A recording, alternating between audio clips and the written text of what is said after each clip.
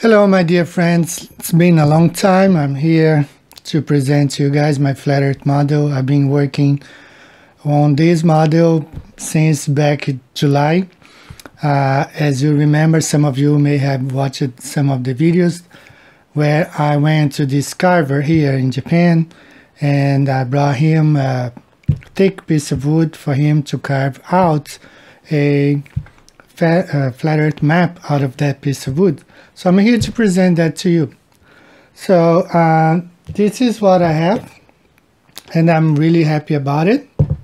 Okay, you have here the four corners, four columns, and I do want to add four angels here. I just have to find the right angel playing the trumpets. I'm going to demonstrate to you the circumnavigation. I have here two airplanes. I went about this nice 1/600 scale. I have two of them. One is a JAL, Japan Airlines. The other one is a Lufthansa. And I'm gonna show this stuff to you in more details. You see the hours of the day, 24 hours, divided according to the longitude lines. I also have added the longitude line, the degrees, starting 0, 15 west, 30 west, but I explain along this video here. But the coolest thing about this thing is what I'm gonna show you right now. As you guys are gonna see now,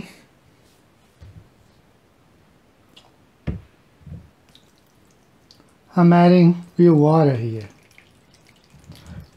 Okay, this is not just a model that is painted like the globe model is. We can add real water and demonstrate as a fact how things work on the flat earth. Alright, let's add water everywhere here. It's waterproof. And I was going to buy some fish.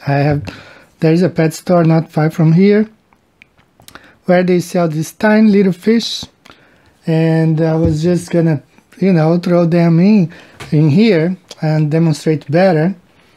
But how cool is this thing? Okay, you can actually throw some boats here.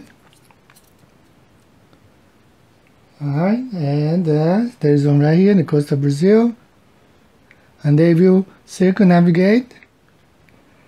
Alright, and you have the same time here,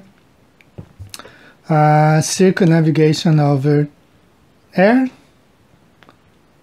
You have circumnavigation over water, and it's an amazing tool to demonstrate to people how the earth really is. The shape of the earth being flat, the oceans. But I'm going to break down in detail everything right now. I'm going to show you guys. So let's go back here. There's some more things that I want to talk to you about it. Alright guys, some more things that I want to add here. As you know, I have a book out called 16 Emergency Landings Proving Flat Earth. Basically, I was getting funds. The profit I was making on the book was just to build this model here. The carver alone cost me about almost $500, and so I don't make a lot of money in this. But since the model is ready, there are some more things that I want to add to it, like a dome. I need a 40 centimeters or about 18 inches dome that I want to add. I haven't found one yet around here. I know there are some online, but for shipping to Japan, they can become quite expensive. So I'm gonna add the dome here and a few more things, the angels, as I said. So because I don't need to spend money anymore on this, I'm gonna make the PDF version of this book available for free starting today. So you're gonna find a link down in the comment section. Download for free and please spread it out. I mean, pass it along, send to friends if you want to print it out. But it's nice in color, and the PDF version now is free. You can download them by the money that I needed for this, it's completed now. So feel free to download the book and send to friends and download and read this Thanksgiving holiday for Christmas. All right. So now I'm going to go ahead and demonstrate in detail some of the things that I have made with this flat Earth model. I'm really happy with it. So let's go ahead and enjoy the video and download the book today. All right. Okay, guys, a quick view here on this flat Earth model. As you see there, this is real water, not a painted globe. Like the globe can only be painted, cannot be any example made with real water like this one here. And as I will show you here, we have at about 1 centimeter, about half an inch of water. And you see the boats floating around. You see the Brazilian boats there. And the Japanese here in the coast of Japan. You have an American. In a few minutes, we will reproduce a very important battle during the Second World War, when the Japanese ship Yamato was sunk by American forces. We here see a New Zealand boat floating in the Pacific. So let me explain here a little bit. We have here the Greenwich meridian, right here, 24. All right, you have there the boats floating, real water. The 24 hours, starting the longitude lines, each screw represent one longitude line. We have here 15 degrees, 30 degrees, 45 degrees west, 60 degrees west, 75, 90 degrees west. Also the red screw means 1/4 over the flat Earth. This region here from 105 longitude up to 165 is unclaimed area, as I have stated in my book. I will show you in a couple minutes. However, looking at these claims still doesn't explain Mary Birdland's status. The region has simply yet to be claimed by any legitimate power. This makes it the largest area on the planet not part of any nation. However, looking at these claims still doesn't explain Mary Birdland's status. The region has simply yet to be claimed by any legitimate power. This makes it the largest area on the planet not part of any nation. These are all unclaimed area, and this is a view from the top. Okay, so let's reproduce now a very important battle during the Second World War. It was the Battle of Okinawa, when the American forces were approaching Okinawa, and the Japanese sent one armada, and one of the largest ship during the World War II, Yamato, was sunk by American forces. Okay, let's look a little bit at the event.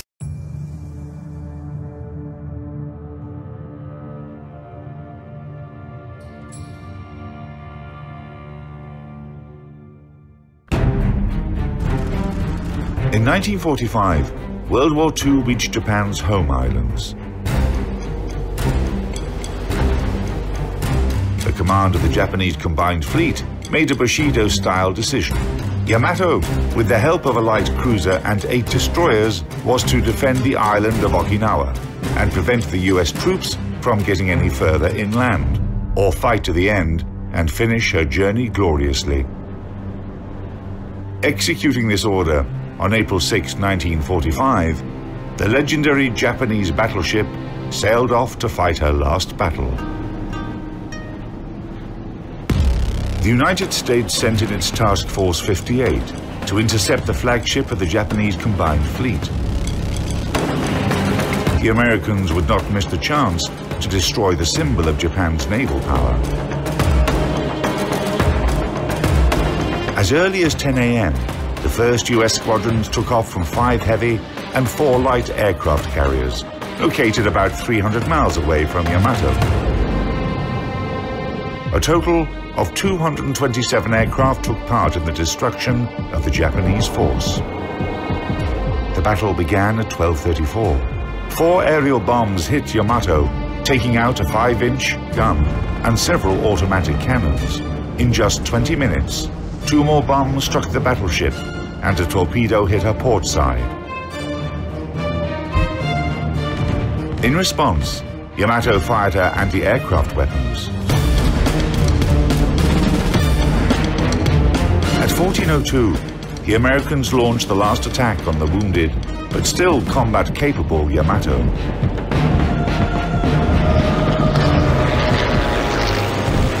It was a demonstrative execution. 4 torpedoes, 3 to the port side and 1 to the starboard side, destroyed the ship's damage control center. Yamato stopped moving and started listing to port more and more every minute. And when this huge ship capsized, a monstrous explosion erupted. The pride and hope of the Japanese fleet went under.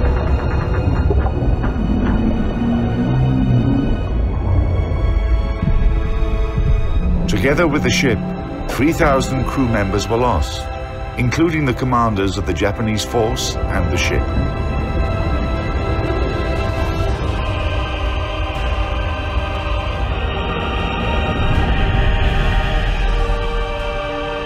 The city where the legendary battleship was built opened a museum, whose centerpiece is an 85-foot model of Yamato.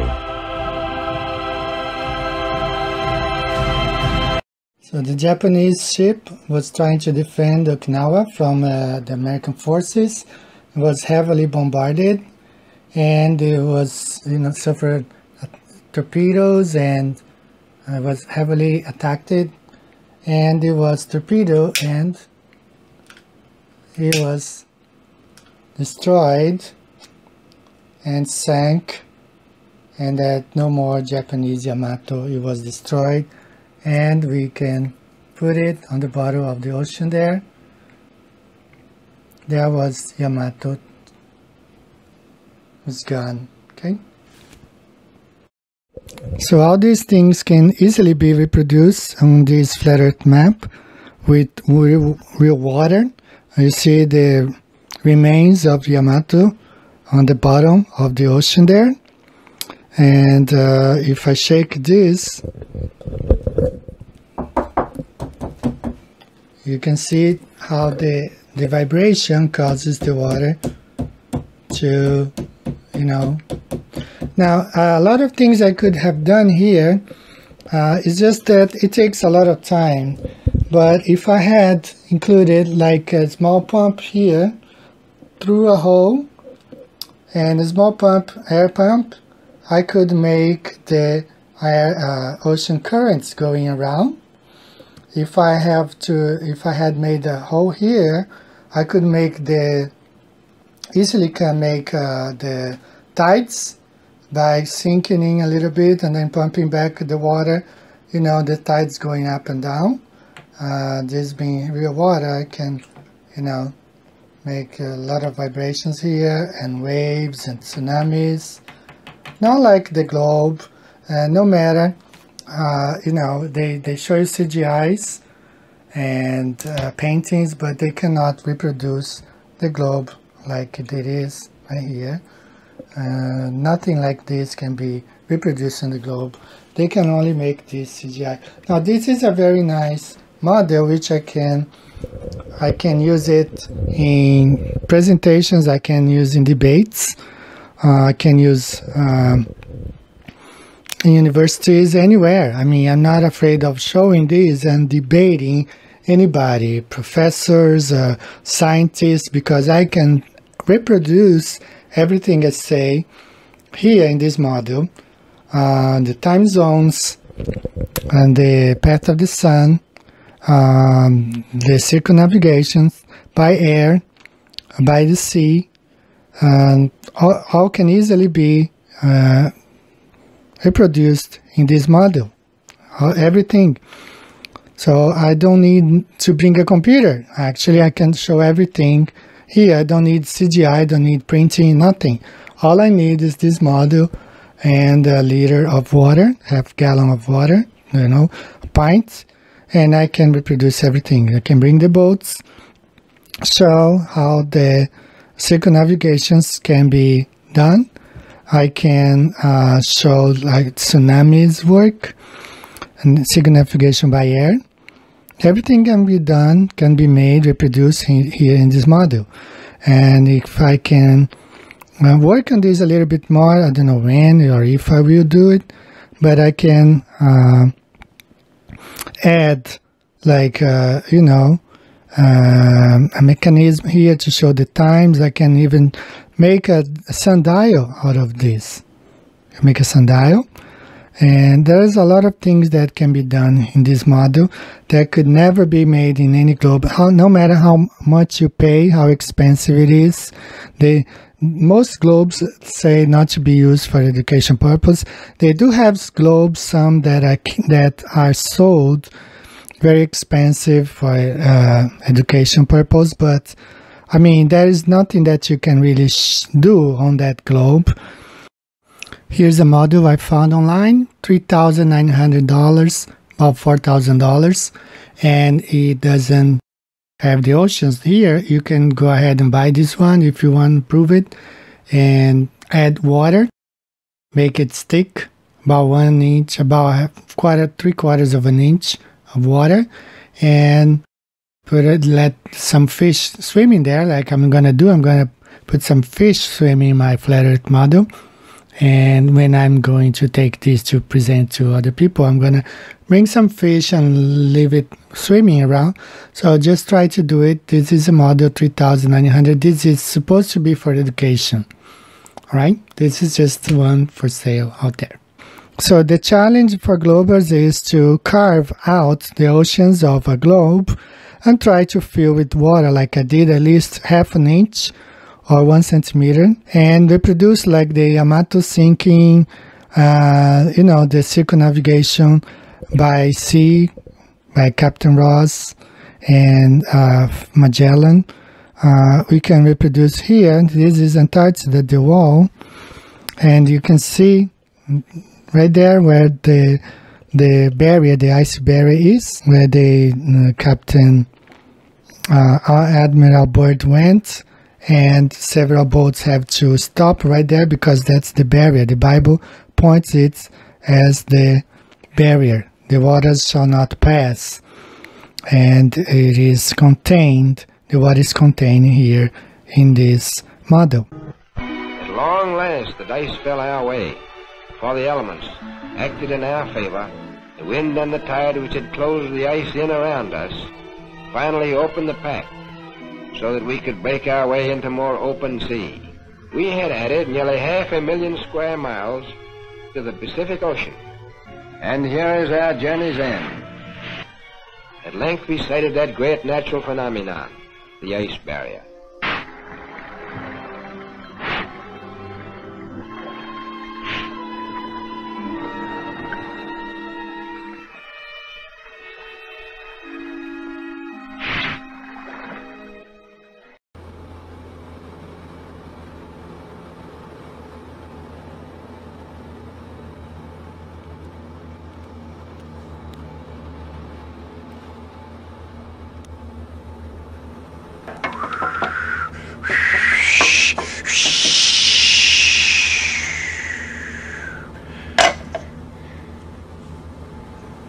Personally, I think the unconquered south face is the only one worth scaling. It's a 20,000-foot sheer wall of ice, but that's never stopped me before. Risk? Of course I'm aware of the risks. Thank you for your concern. I think the biggest stumbling block I'll face on the journey is the loss of my thumbs to frostbite and gangrene. It shouldn't affect the mountain climb itself, but it will make signing autographs virtually impossible.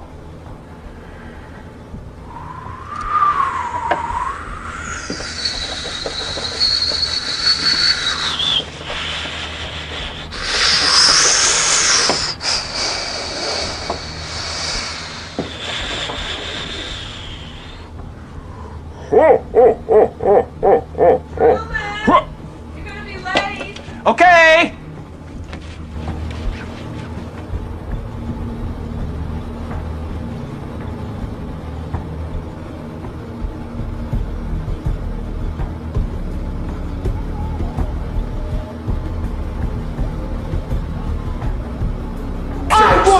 truth! You can't handle the truth! Son, we live in a world that has walls, and those walls have to be guarded by men with guns. Who's gonna do it? You? You, Lieutenant Weinberg? I have a greater responsibility than you can possibly fathom.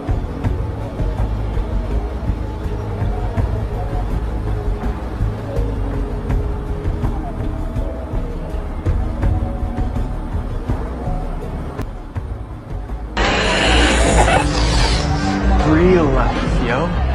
I'm just saying the skullduggery of scientists led us to this point and believe in this bullshit. What bullshit exactly? That the Earth is a sphere when it so clearly is flat. See? You ain't even willing to question it. That's how they get you. If the Earth's flat, then how come no one's ever fallen off the side? Easy answer, Antarctica.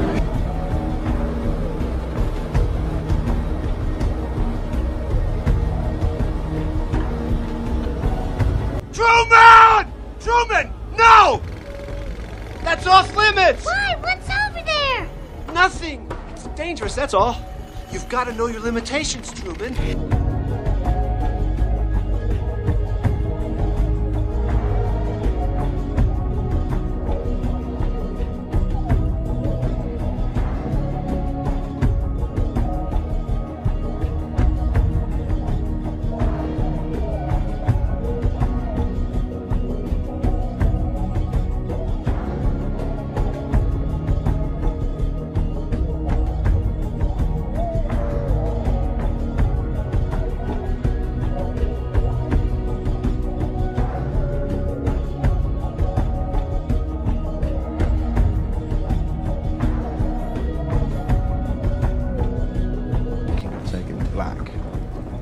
Go celibate, the whores would go begging from dawn to Casterly Rock. No, I just want to stand on top of the wall and piss off the edge of the world.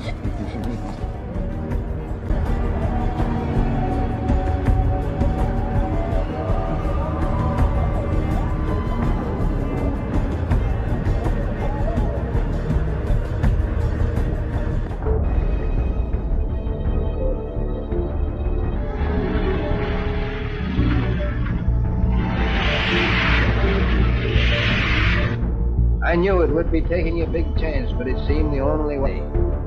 As we started alongside the barrier with our ships, suddenly, the edge...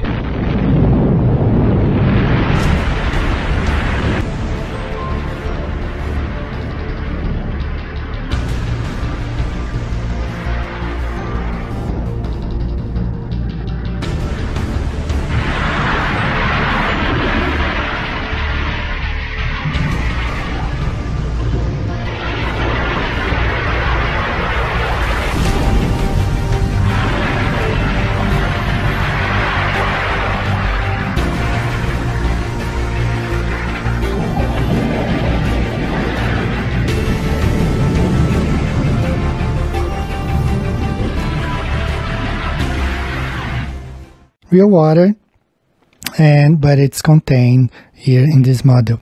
All right, this just like our flat Earth. There's no difference between this model and another. Now, this is just to study, to demonstrate how things occur, happen on the flat Earth, and it can be shown by experiments, by mechanisms like this, not in theory, as Michio Kaku says, that in his field, they do no experiments. They don't have models like this one. They just theorize. They just sit down and think about it and give their opinion, but they cannot reproduce something like this.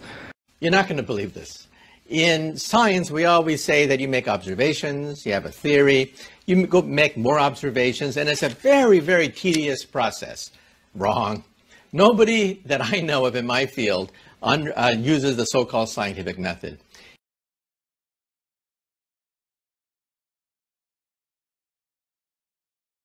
Wrong. Nobody that I know of in my field uses the so-called scientific method. In our field, it's by the seat of your pants. It's leaps of logic. It's guesswork.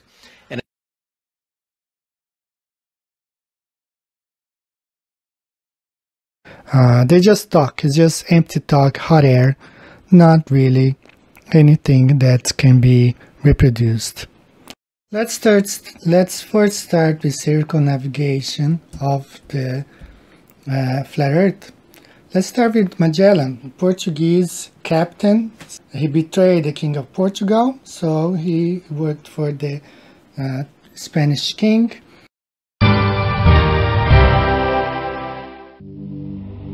In 1519, the Portuguese navigator Ferdinand Magellan sailed in the service of Spain to seek a new route to the Spice Islands of the East Indies. After a 3-month voyage across the Atlantic, Magellan's fleet of 5 ships made a landfall on the coast of Brazil. Exploring southward, the expedition spent the winter in a sheltered bay on the coast of Patagonia, where Magellan suppressed an attempted mutiny and executed the captain of one of his ships. The voyage was resumed in the spring, but one vessel ran aground and had to be abandoned, its crew spread among the rest of the fleet. In October, Magellan entered the straits that were later to bear his name. One ship deserted the fleet, but the expedition completed the passage and emerged into the Pacific Ocean in November 1520. Sailing north along the coast and then westward, the fleet headed out into the unknown ocean. They crossed the equator and made a landfall on Guam, one of the Mariana Islands, in March 1521. Reaching the Philippines in April, Magellan and 40 of his men were killed when they became involved in a local war. The remaining crewmen abandoned one vessel and spent the next several months raiding passing ships. In September, Juan Sebastian Delcano assumed command of the voyage, and the 2 remaining ships, the Trinidad and the Victoria, sailed to the Moluccas Islands to trade for spices. The heavily laden Trinidad ran aground and was left behind to make repairs, but the crew were later captured by the Portuguese and imprisoned. The lone Victoria continued the journey westward. The Cape of Good Hope was rounded in May 1522, and the ship returned to Spain the following September. The original crews of 270 men were now reduced to just 17 Europeans and 4 East Indians. In a 3-year voyage, begun by Magellan and completed by Delcano, the expedition had discovered a new route to the Pacific and had completed the first circumnavigation. And he sailed, he left Europe. I have a Portuguese flag on this boat because he was actually Portuguese. Magellan, his real name is Fernão de Magalhães, from Portugal, sailing for the King of Spain. So he left Europe and he sailed. He sailed around South America, and he actually sailed through the Strait of Magellan, but the boat is not that small. It's 2 centimeters long, so the boat, let's make it going around here, right around the tip of South America. From here, it sailed all the way to the Philippines, right? And that's when he died. Then he went through these islands here. He went through these islands, and then he sailed around Africa, Cape of Good Hope, and went back to Europe. That's how he went around the world. Easily explained on the flat Earth. Okay, went back to Europe, right there. After sailing over 60,000 miles along the Antarctic coastline, Captain Cook was never able to complete the journey around the ice continent, which is supposed to be just under 12,000 miles around. Neither was James Clark Ross or the British ship Challenger. That's the boat. Captain Cook left England, and same thing, he sailed around South America.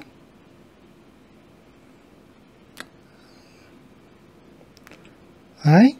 And then from here he stopped in Tahiti, which is right here in the middle of the Pacific. Then he reached New Zealand. From New Zealand he went to Sydney. Right? He also went through these islands right here, but we can actually go around Australia. From Australia he sailed to around South Africa, from South Africa back to England. This is how he sailed around the world. This is how we sail around the Earth on the flat Earth map. All right? Now let's take a look at this circumnavigation by air. Let's see both airplanes flying around the flat Earth.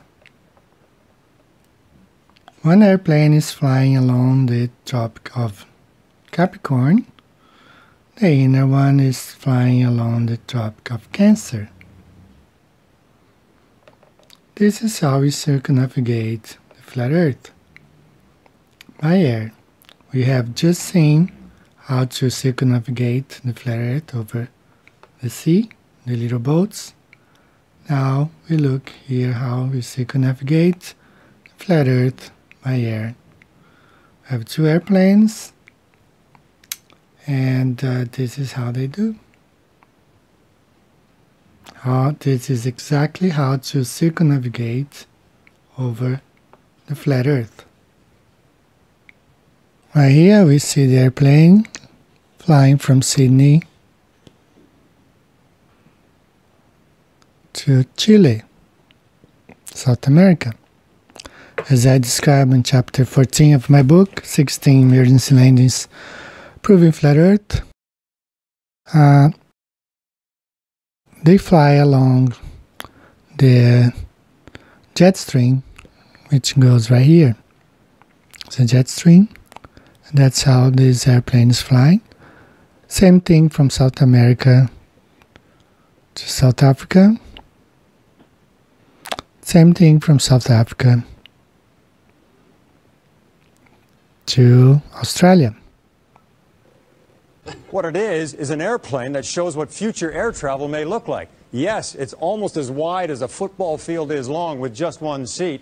But just as the Wright brothers couldn't carry passengers, Solar Impulse represents the first steps in solar-powered flight. And to prove its potential, they began flying it around the world, from Abu Dhabi last year, with stops in India and China, then across the vast Pacific. Remember, it has no fuel.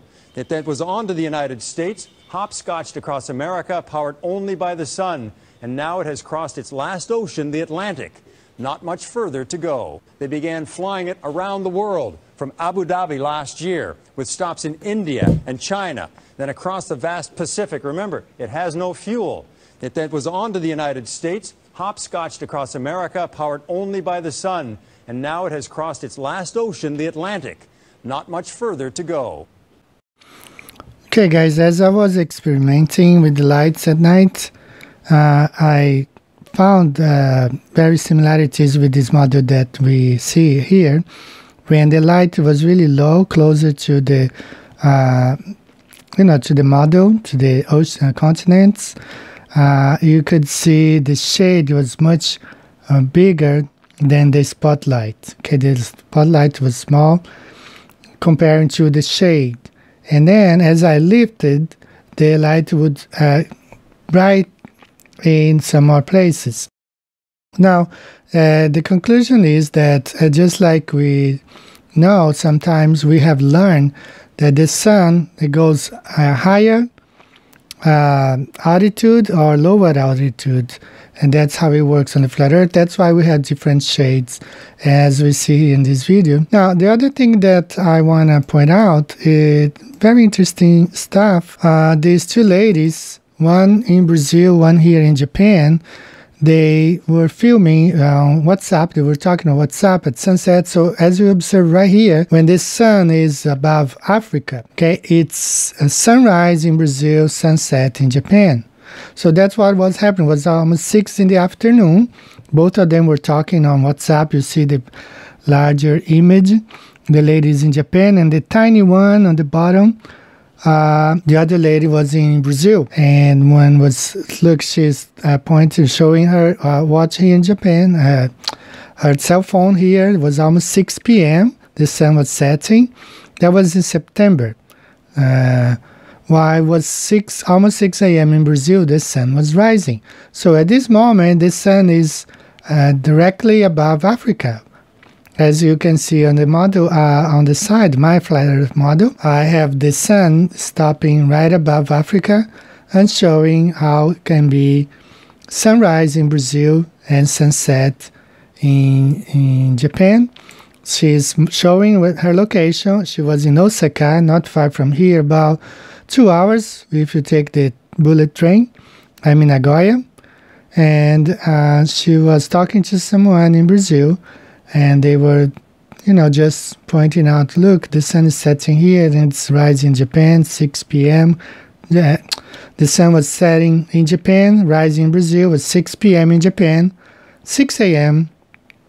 in Brazil. All right, so that's her location right here in Japan. She even showing her, where she was standing at that very moment. And, if you see this small tiny image on her cell phone, where she was showing that the image from the other person speaking from Brazil, at the same time, sunrise in Brazil, sunset in Japan, the sun being directly above Africa at this time. Okay, just as you see on my model, everything ahead is AM, daytime. Everything behind the sun would be PM. Okay, wherever the sun goes, according to the time zones, it's AM in front of the sun, PM behind. That's the path of the sun around the flat Earth. So this is also one of the things I added to my model, and I can show this to my friends and students, and I can use it anywhere just to demonstrate how the flat Earth works. Everything is explained in this model. We don't need fancy CGI as NASA or the other scientists produce. I can actually use this model and demonstrate how the flat Earth works to anyone and anybody. Okay, so they're showing there on the globe how where this. It would be impossible for the sun to be seen from both locations at that time, at that day, but they were talking to each other and demonstrating how the sun, it was setting in Japan and rising in Brazil, 6 p.m. in September. Right? And the flat Earth model, when I stop the sun above Africa, it shows exactly how it is. We can reproduce this effect. The Flat Earth Map, Darling Park, Sydney. So I'm here at Darling Park, which is in Sydney, just near Darling Harbour. Behind me is a map, a flat Earth map, which is in the form of a fountain with water. So anyway, it's interesting why there's got a flat Earth map here, and also inside the foyer there's also a flat Earth map as a clock. And if you understand the symbolism, the UN logo has a flat Earth map, the National Maritime logo is a flat Earth map. So one would have to question, why is this so? Why are these, very prominent, powerful organisations showing a flat Earth map in their logos? Is there something that they know that we don't? Is there some other reason? Is it a mere coincidence? I don't think so. Also around this area, which I'll show in some photos, is lots of symbolism of pyramids, which of course ties into secret societies, Illuminati, all stemming back to sort of Egyptian culture. The capstone on the pyramid, the significance being that at the top of the pyramid system is the concentration of power and knowledge, and it filters down to the lower levels where people don't really know what's going on, things are concealed from people. So the flat Earth map is very much like that, which I'll just show now. So these things are sort of hidden in plain sight. So generally, we're told that where we live is a globe, and it's not really questioned. As soon as you question that, of course, people think, you're something wrong with you. But, everything should be questioned. And actually, when you look at the history of the globe, it's only about 500 years old. How much water is on Earth? Earth is special because it has so much water. It's in the ground, forms big oceans, and it's in our atmosphere. It's also in living things. Your body is made up mostly of water. Water covers 71% of Earth's surface. And almost all of it, 96.5%, is salt water. So here's my challenge to globe believers. Here we have an example of a globe Earth without the oceans. It's a CGI image, of course, made in the computer. So I'm challenging you, all globe believers who really believe the heliocentric model, to go ahead and have a ball Earth carved out of wood, just like these examples here. You can have it made in any material you want: concrete, iron, aluminum, or wood, whatever, or plastic like this one. Add water to it and see if it sticks. If it does it, then I will definitely believe the water sticks to a ball and that the globe Earth theory is correct. Otherwise, I challenge you to have a model made like the one that I've made with real water. You can pay somebody to carve it out of wood, so you have a wooden ball, but it cannot be painted. Okay, here you see some people painting the globe, painting the oceans, blue.